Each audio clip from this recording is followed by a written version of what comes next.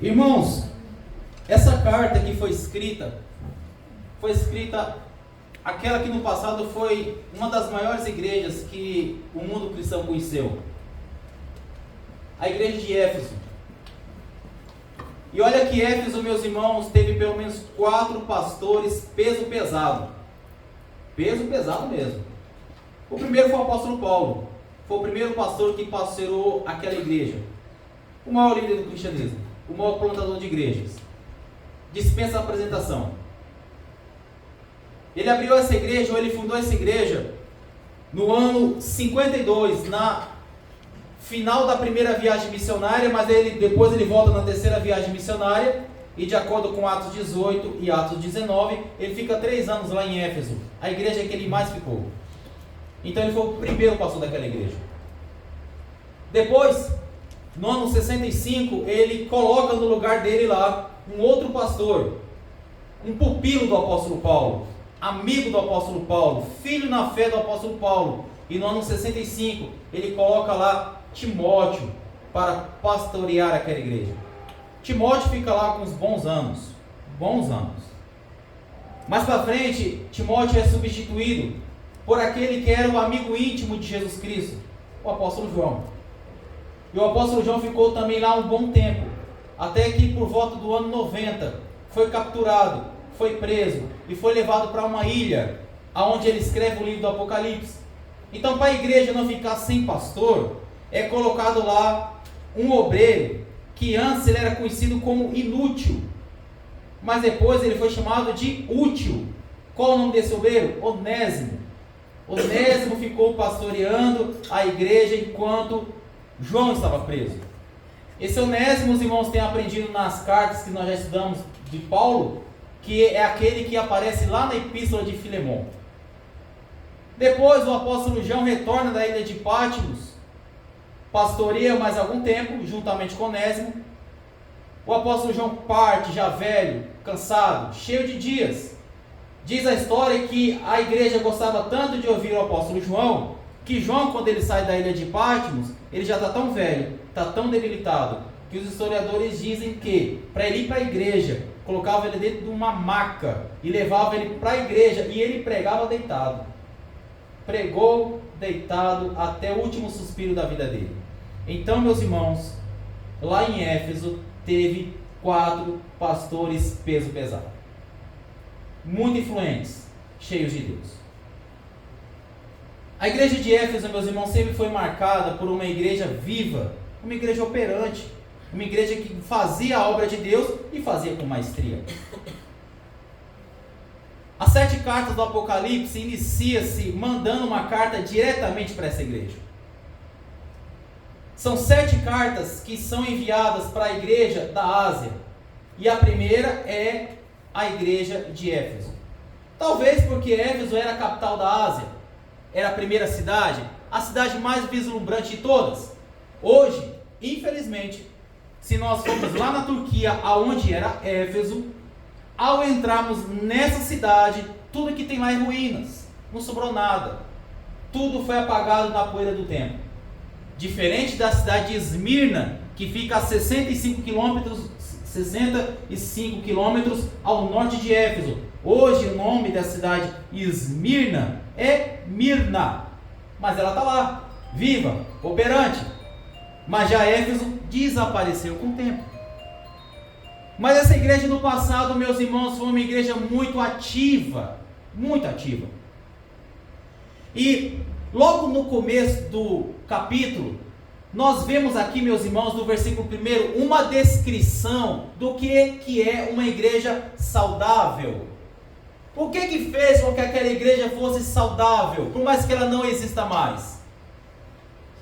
A primeira coisa que nós entendemos aqui é que logo no primeiro versículo, a Bíblia fala que, primeiro versículo do capítulo de número 2, acompanhe comigo: ao anjo da igreja em Éfeso escreva. Esse anjo aqui é o pastor da igreja, que na época era Onésimo, que estava substituindo João, que estava na ilha de Pátimos, escrevendo esse livro. Ao anjo da igreja em Éfeso escreva: essas coisas diz aquele que conserva na sua mão direita as 7 estrelas.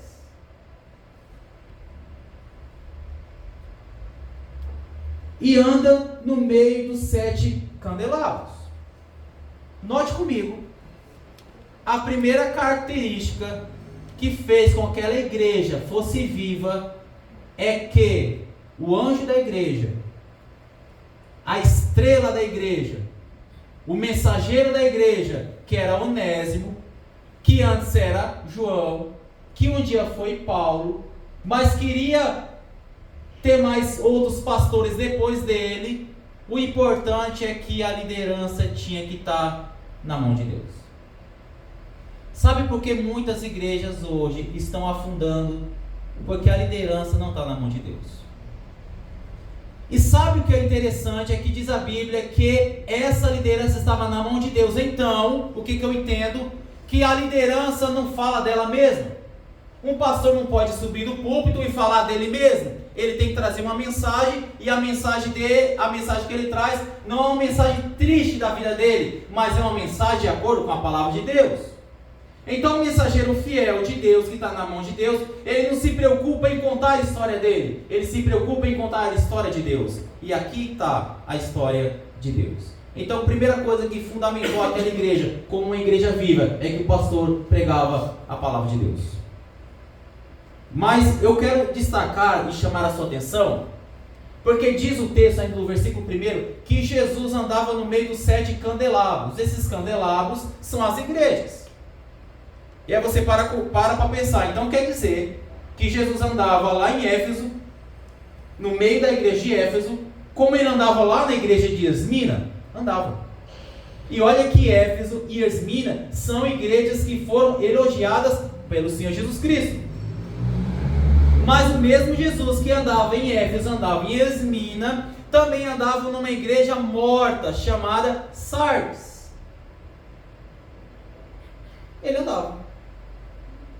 E mais ainda, ele andava na igreja de Laodiceia, que nas palavras de Jesus, era pobre, cega, desgraçada. E desgraçado não é um palavrão, porque desgraçada significa alguém que não tem graça, alguém que não é alcançado pela graça de Deus. Pobre, cega e nu. Então, Jesus, ele anda no meio de igrejas que estão firmes e que estão cavaleando e que estão mortas. Sabe por quê? Porque a igreja, ela é multiforme.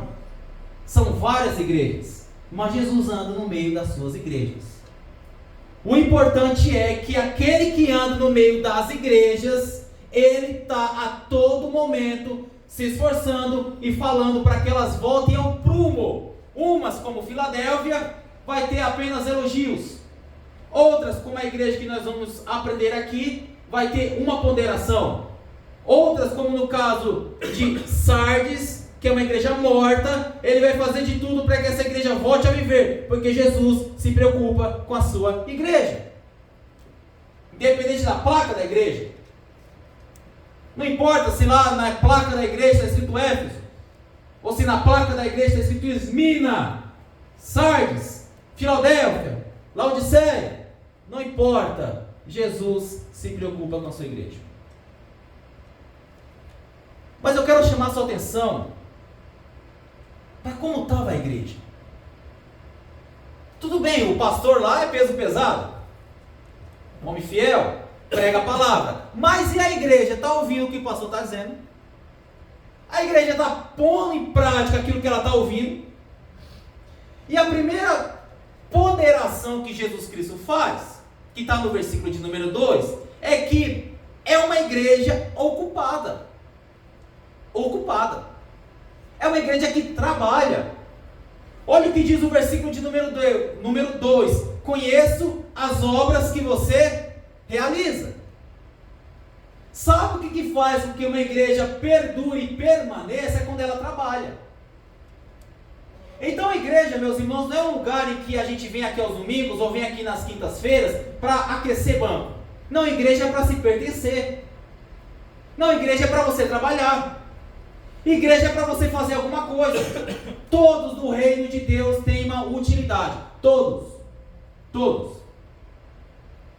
De homem a mulher. De criança ao adulto.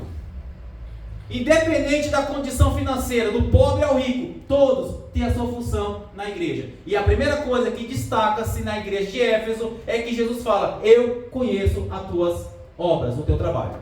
A igreja precisa trabalhar, irmãos, e nós precisamos trabalhar. Quando nós estamos distraídos, sabe o que acontece? Quando nós estamos focados no reino, ou não estamos trabalhando no reino, a gente erra. O que Davi fez quando ficou ocioso, sem fazer nada? Colocou o olho não era para colocar. Pegou para ele uma mulher que não era dele. Engravidou uma mulher que ele não era para ter engravidado. Por quê? Porque não estava trabalhando. Então uma igreja ativa, e cristão ativo, e cristão bem saudável, espiritualmente é cristão que trabalha. Mas se o cristão ele tem que trabalhar, a segunda coisa que Jesus destacou dessa igreja que é ativa, ela faz o quê? Ela é perseverante. Veja aqui o que está escrito no versículo 2 e versículo 3. Tanto o seu esforço como a sua perseverança. Parou. Vamos por 3. Você tem perseverança. Para nós entendermos essa passagem aqui, nós temos que voltar para o capítulo 1, versículo 9.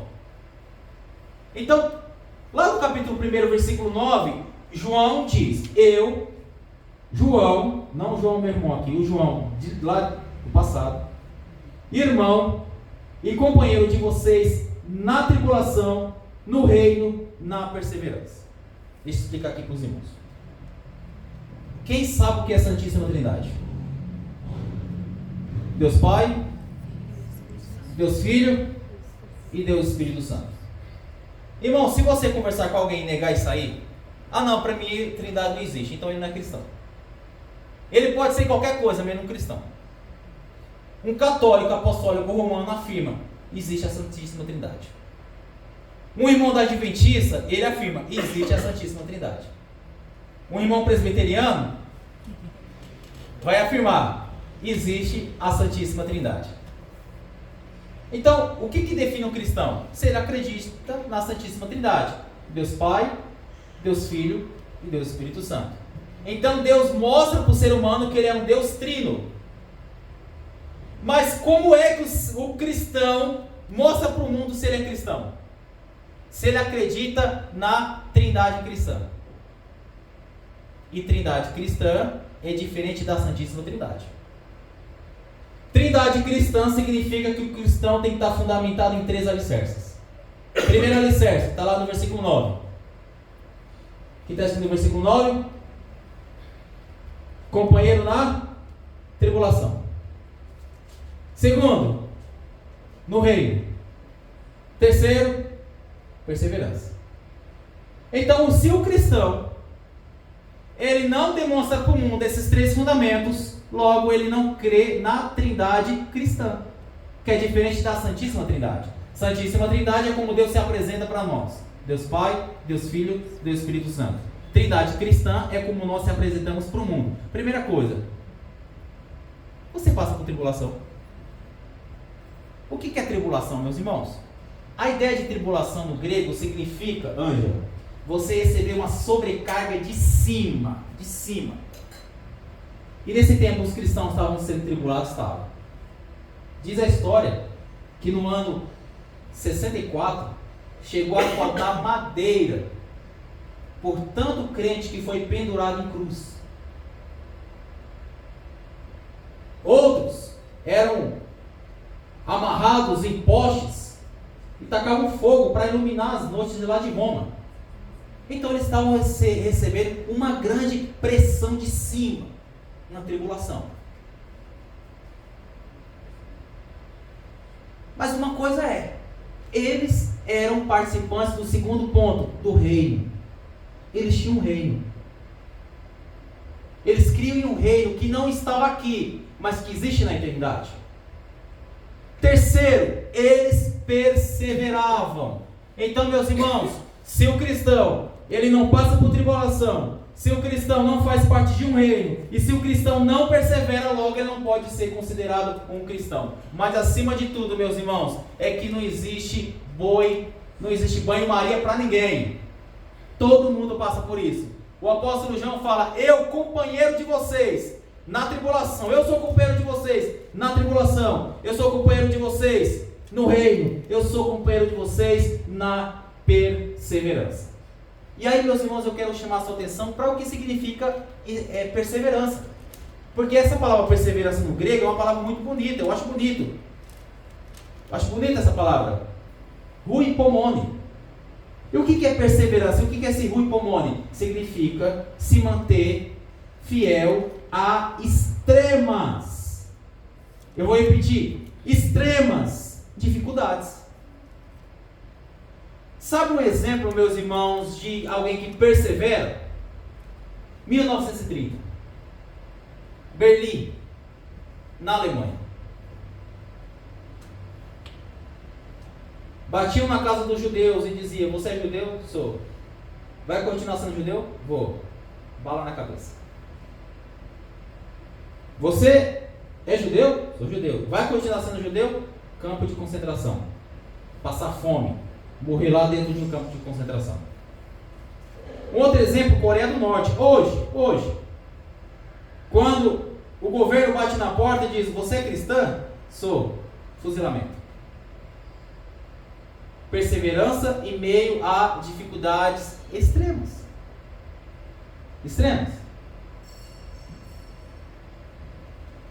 Mais ainda, essa igreja não apenas perseverava, mas essa igreja, meus irmãos, ela tinha discernimento. E aqui eu quero chamar a sua atenção. Tem um pastor que eu gosto muito dele. Ele é lá de Jundiaí. E ele diz o seguinte: cada um tem um pastor que merece. Cada um tem um pastor que merece. Tem gente que é enganado e gosta de ser enganado. Tem gente que é feito de bobo e gosta de ser feito de bobo. Tem gente que o pastor usa ele, abusa dele, toma o dinheiro dele, arrebenta com a vida dele e ele está lá, pedindo bênção para o pastor. Então cada um tem um pastor que merece. Sabe o que vai fazer você não ser enganada? Sabe o que vai fazer você não ser enganado? Discernimento doutrinário. E essa igreja tinha discernimento doutrinário. Ah não, mas o camarada está se apresentando aqui como apóstolo. Ah, o camarada aqui está se apresentando como um bispo. O camarada aqui está se apresentando como pastor. Olha o que diz, meus irmãos, por gentileza, a parte B do versículo 2. Sei que você não pode suportar os maus, e que pôs à prova o que se declaram apóstolos e não são. Ou seja, como é que eles chegaram à conclusão que eles não eram apóstolos? Que eles não eram, o que significa a palavra apóstolo? Enviados. Enviados de quem? De Deus. Qual foi a orientação, qual foi a certeza que eles tiveram que aqueles apóstolos, aqueles enviados, não eram de Deus, era de Satanás, de Deus não? Porque eles tinham discernimento doutrinário. Eles conheciam a Bíblia. Eles conheciam a palavra de Deus. Por que hoje massas e massas são enganadas por pastores sem escrúpulos? Porque são pessoas que não têm conhecimento. São pessoas que não se preocupam em ler a palavra de Deus, em aprender a palavra de Deus. Então aquela igreja, ela tinha discernimento doutrinário. Elas conheciam de Bíblia. Vinha no culto de ensino. Meditava na palavra, aprendia a palavra de Deus e não era enganado. Não era enganado. Mas sabe, meus irmãos, que essa igreja apenas não tinha discernimento doutrinário. Porque o discernimento doutrinário é o que vai me dar base para o discernimento espiritual. Porque essa igreja também tinha discernimento espiritual. Então deixa eu explicar para você. Nenhum de nós aqui, nenhum de nós vai ter discernimento espiritual sem antes tiver um discernimento doutrinário. Por quê? Porque como é que eu vou saber se alguém se apresenta para mim, falando palavras, trazendo ensinamentos, e eu vou dizer que ela está errada se eu não conhecer a palavra? Então nenhum de nós vai ter discernimento espiritual sem antes tiver discernimento doutrinário. Por quê? Porque a vida cristã é uma vida de amadurecimento, é uma vida de caminhada, É uma vida de crescimento. Você tem que aprender para que depois sim você possa discernir as coisas. E como é que eles discerniam as coisas? Porque eles tinham conhecimento doutrinário. Aonde que está a passagem que mostra que eles tinham discernimento espiritual? Versículo 6. Por gentileza, todo mundo lá. Versículo de número 6. Mas você tem a seu favor o fato de que odeia as obras dos nicolaítas, as quais eu também odeio. Isso aqui, meus irmãos, é discernimento espiritual. Porque eles estão olhando a obra dos nicolaítas e diz, alguns historiadores, que esses nicolaítas eram pessoas que eram devassas sexualmente.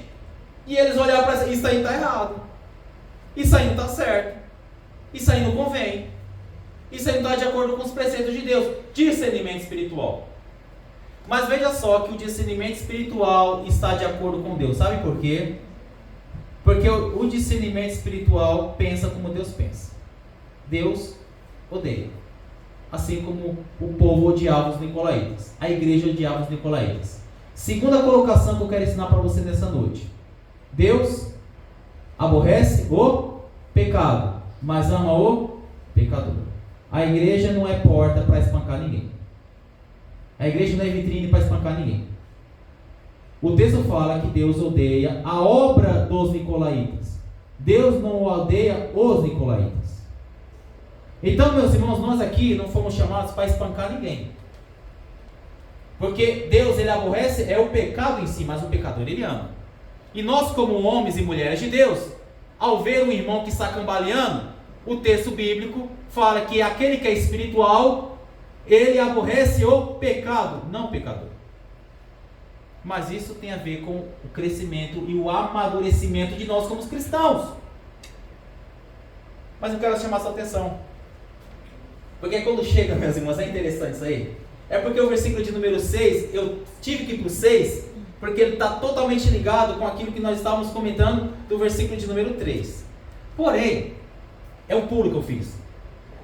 Quando chega no versículo 4, eu vou trazer uma ilustração para você, que é aquilo que vai guiar o término dessa mensagem. Você imagina que aquela igreja estava na Bandeirante, que é uma rodovia boa para andar. Bandeirante. Estava 120 por hora na estrada da fé. Nenhum problema, só elogio. Conheçam suas obras, conheçam sua perseverança. Olha, vocês conhecem de Bíblia, vocês têm discernimento doutrinário, vocês têm discernimento espiritual. Mas de repente, meus irmãos, eles pegam o freio, pisam no freio com tudo. Problema. Deus tem uma reclamação para essa igreja. Então ele estava lá com o braço de fora, com óculos escuros, a 120 por hora na estrada da fé, e de repente tem que brecar. Por quê? Porque Deus viu um problema. O carro está com problema. Tem que fazer uma análise agora.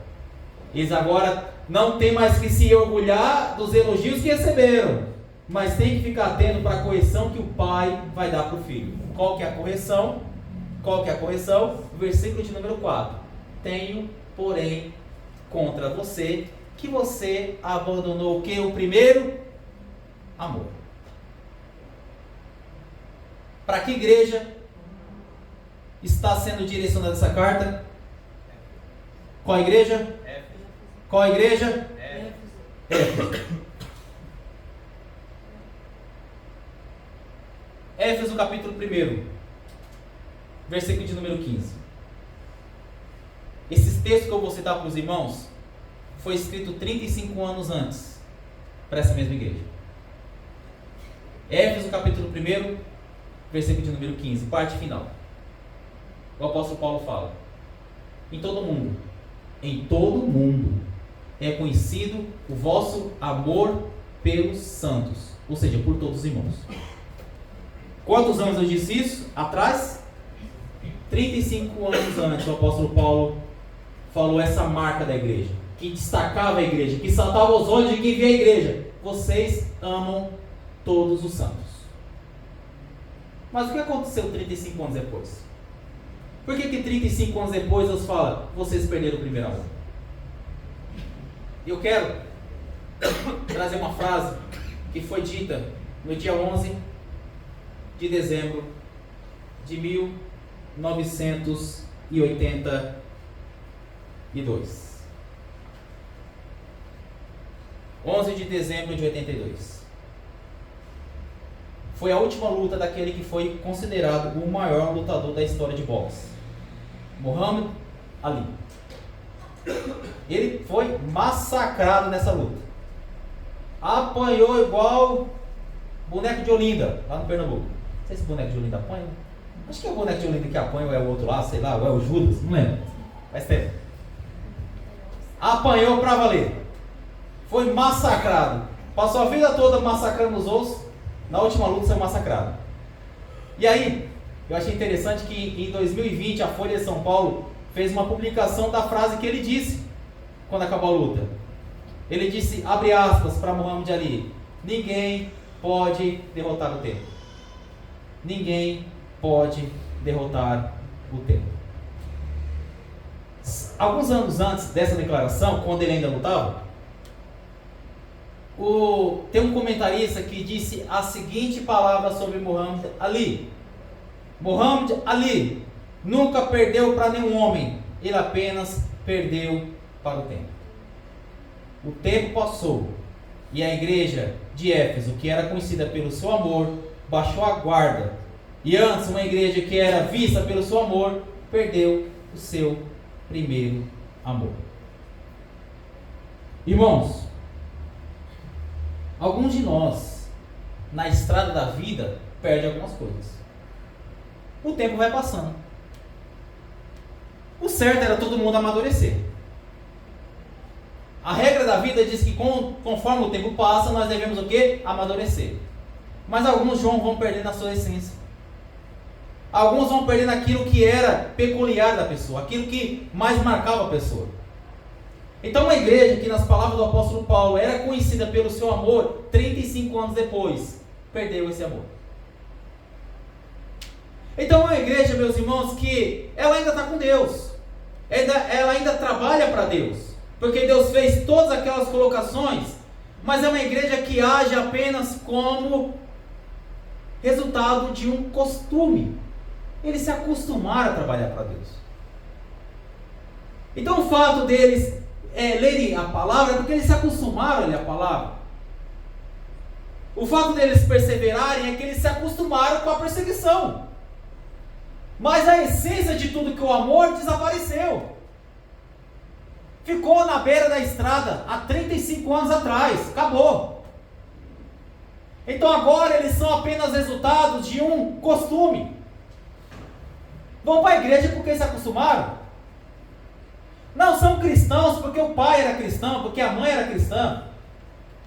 Se acostumaram. E perderam a essência do que envolve ser um cristão, que é o amor. Só que daí, meus irmãos, o Senhor Jesus, como um médico, como alguém que quer restaurar essa igreja, vai dar a receita da restauração. Porque Deus ama os seus filhos. Por mais que você e eu tenhamos mudado, mas Deus quer nos restaurar. E Ele vai dar para nós 3 caminhos que vão nos levar de volta para Deus. Primeiro caminho, acompanhe comigo o versículo de número 5. Lembre-se. Lembre-se. Irmãos, lembrar é viver. Lembrar é viver. E ninguém lembra daquilo que não perdeu. Alguns de nós aqui, lá atrás, teve mais intimidade com Deus, falava mais com Deus, e estudava mais a palavra de Deus. Mas o que Jesus fala é: se lembre. E ninguém se lembra daquilo que nunca perdeu. Então, se lembrar é viver. Faça uma análise daquilo que você perdeu na caminhada. Olhe para trás pelo retrovisor da vida e tente lembrar aquilo que você perdeu no caminho. Pare um momento, pare de acelerar na estrada, pare de continuar andando nessa estrada sem vida, sem emoção, sem alegria, porque você perdeu coisas interessantes no meio da caminhada. Primeira coisa, lembre-se. E lembrar é viver. Segunda coisa que Jesus vai dar para nós voltarmos ao primeiro amor, que está escrito aí no versículo aí, se arrependam. E se arrepender é grandeza, meus irmãos. Se arrepender é grandeza. Se arrepender não é sinônimo de fraqueza. Se arrepender não é sinônimo de uma pessoa que é inconstante. Não. Arrependimento é sinônimo de uma pessoa que é grande. Reconhecer que você errou, reconhecer que eu errei, demonstra grandeza. Então, a primeira coisa, lembre-se do que você perdeu. Segunda coisa, tenha coragem de se arrepender, mesmo que você seja julgado. Qual o problema de ser julgado por ter se arrependido? Qual o problema? E aí que vão apontar o dedo para você e dizer, não, mas você vai voltar atrás? Volte atrás. Volte atrás. Terceira coisa. Olha o que está escrito aí no versículo aí, versículo de número 5. Pratique, volte à prática das primeiras. Volte à prática das primeiras. Irmãos, como é que eu estou aqui nessa estrada há 35 anos? Como é que eu vou fazer para voltar lá atrás e pegar as coisas que eu perdi lá atrás na estrada, há quilômetros atrás? Retorno. O que eu falei? Retorno. E o que o texto diz aqui? Volte às práticas das primeiras obras. Então, não tenha medo de começar de novo. Então, deu problema no carro? Diagnóstico, falta de amor? Pega o primeiro retorno. Pega o primeiro retorno, meus irmãos, e volta lá para trás, para a prática das primeiras obras. E toda vez que você fizer isso, quando você for passando novamente do caminho, vá pegando as coisas que você perdeu. Porque todo mundo que volta e recomeça, todo recomeço é difícil. Todo recomeço é doloroso. Mas todo recomeço é um aprendizado de você ir pegando aquilo que você perdeu no caminho. Então não tenha medo de recomeçar. Não tenha medo. Mas aí eu quero finalizar a mensagem. Versículo de número 7. Ouça e viva. Não ouça e morra. O que você vai escolher? Você vai ouvir para viver? Ou vai não ouvir e morrer? O que vocês escolhem? Versículo de número 7.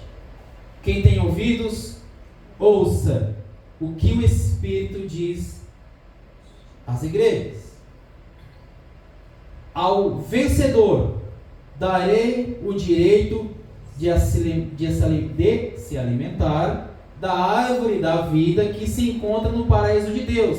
Então, depois que Jesus faz todo esse diagnóstico, ele diz isso aqui, de forma bem resumida. Querem viver?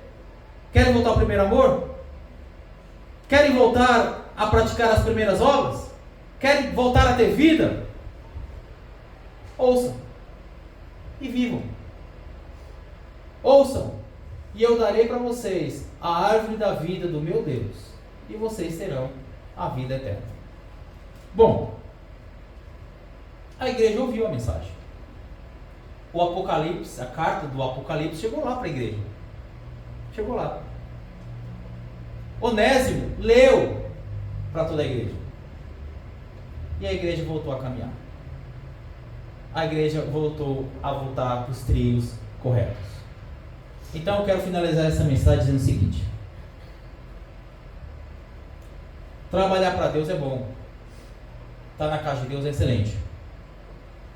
Mas não adianta, meus irmãos, nós estamos aqui aos domingos, às quintas, postarmos coisas bíblicas, mas se a nossa vida não estiver com Deus. O início do capítulo diz que Deus, Jesus, anda no meio das igrejas. Então Ele conhece o teu coração, Ele conhece o meu coração. Então não adianta eu querer maquiar uma coisa que não existe. Não adianta eu querer enganar aquele que diz a Bíblia é com o olho consumidor que vê a tudo e a todos. Não, meus irmãos, a nossa vida a nossa vida é um livro aberto diante de Deus. A nossa vida, meus irmãos, é como um sol do meio-dia que ilumina tudo e a todos diante de Deus. E esse Deus, meus irmãos, disse para nós: ouçam e vivam. Ouçam e vivam. Amém? Que Deus abençoe, as suas palmas glorificam e exaltam o nome